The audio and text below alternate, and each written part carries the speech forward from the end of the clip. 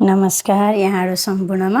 आज पनि मलाई केही वाचन गरेर भन्ने मन लाग्यो। आशा छ यहाँहरूले चाहिँ स्वीकार्नुहुनेछ, लाइक कमेन्ट गर्नुहुनेछ भन्ने मैले आशा गरेको छु। मसँग केही नभएको बेला तिमीले सौगात माग्यौ। तिमीले सोचे जस्तो न कुनै मूल्यवान उपहार नै छ, न त कुनै सौगात नै छ। तिमीले त सौगात माग्यौ, तिमीले सोचे जस्तो न कुनै मूल्यवान उपहार नै छ, न त कुनै सौगात नै छ। म त एउटा रित्तो मान्छे, उपहार किन्न नसकेको मान्छे, मूल्यवान उपहार बेचिने पसलमा फिर्नै नसक्ने मान्छे, मूल्यवान उपहार बेचिने पसलमा फिर्नै नसक्ने मान्छे। मसँग त केवल लामो दूरी पार गर्नुपर्ने गन्तव्य छ। पुरा हुन नसकेका सपनाहरू छन्।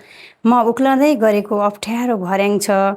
मेरा विद्रोहीहरूले जित्दा पनि मैले नहारेको विगत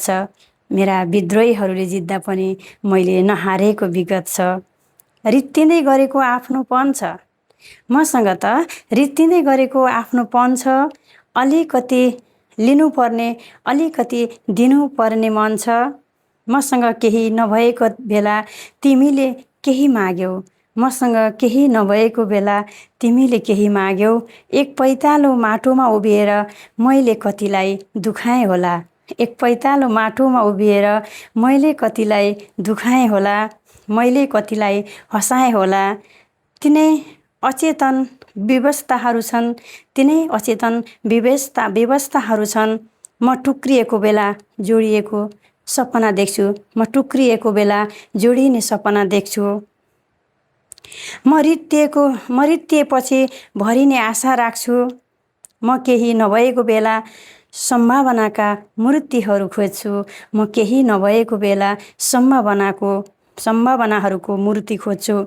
म त रित्तो मान्छे, रित्तिएर पनि सबै थोकले पूर्ण मान्छे।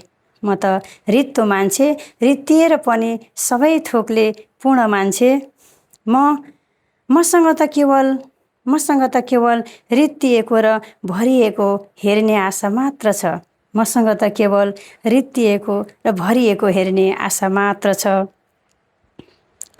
मसँग केही नभएको बेला सबै थोक हुन्छ। सबै थोक सकिएपछि पनि बोलिरहने मन छ।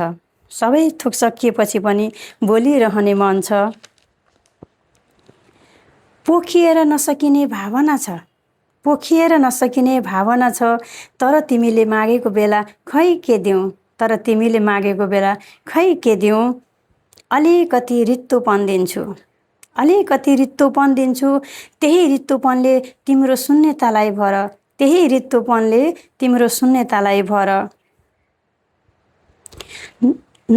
नसिँगारिएको विगत दिन्छु।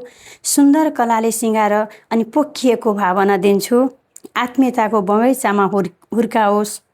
मैले दिने त्योभन्दा बढी मूल्यवान अरू केही छैन।